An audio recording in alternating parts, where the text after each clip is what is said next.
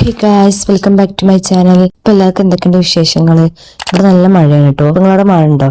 അപ്പൊ മഴയായപ്പോ എനിക്ക് എല്ലാവരും കൂടിട്ടോ പുളിച്ചോറൊക്കെ തിന്നാൻ വേണ്ടിട്ട്. അപ്പൊ ഇങ്ങനെ ചാനൽ ആദ്യമായിട്ട് കാണുന്നെങ്കിൽ ഒന്ന് സബ്സ്ക്രൈബ് ചെയ്ത് സപ്പോർട്ട് ആക്കണം കേട്ടോ. ഞാൻ അമ്മാനോട് പറഞ്ഞു പുളിച്ചോറ് എന്നാ ബുദ്ധിയാവുണ്ടെന്ന്. അപ്പൊ എന്തായാലും എനിക്ക് വാഴയിലൊക്കെ മുറിച്ചു തന്നു. അത് ഞാൻ വാഴയിലൊക്കെ വാട്ടി അതിക്കുള്ള ചൂടുള്ള ചോറും ക്യാരറ്റും പൊട്ടറ്റും പാടുള്ള ഉപ്പേരിയും മുട്ട പൊരിച്ചതും നല്ല മീൻ പൊരിച്ചതും പിന്നെ അതിക്ക് തേങ്ങയും മാങ്ങയും ചെമ്മീനും നല്ല അരിമുളക് കൂട്ടി അരച്ച ഉമ്മാന്റെ ചമ്മന്തിയും പിന്നെ മാങ്ങച്ചാറും പിന്നെ കുറച്ച് മോരുകറിയും കൂട്ടി ഒഴിച്ചിട്ട് അയ്യ വീഡിയോക്ക് വോയിസ് ഓവർ കൊടുക്കാൻ വേണ്ടി വീഡിയോ എടുത്തപ്പോ തന്നെ കാണുമ്പോൾ തന്നെ കഴിക്കാൻ തോന്നും. ഞാനങ്ങനെ കുറേ പ്രാവശ്യം പൊതിച്ചോറൊന്നും കഴിച്ചിട്ടില്ല കേട്ടോ. 1-2 പ്രാവശ്യം എന്റെ ഓർമ്മയിൽ കഴിച്ചിട്ടുണ്ടാവുള്ളൂ. പിന്നെ നമ്മൾ ഈ റീൽസ് ഒക്കെ കാണുമ്പോൾ ഇങ്ങനെ കാണുമ്പോൾ കഴിക്കാൻ തോന്നും. അപ്പൊ അങ്ങനെ ഒന്ന് ഉണ്ടാക്കി നോക്കിയതാ.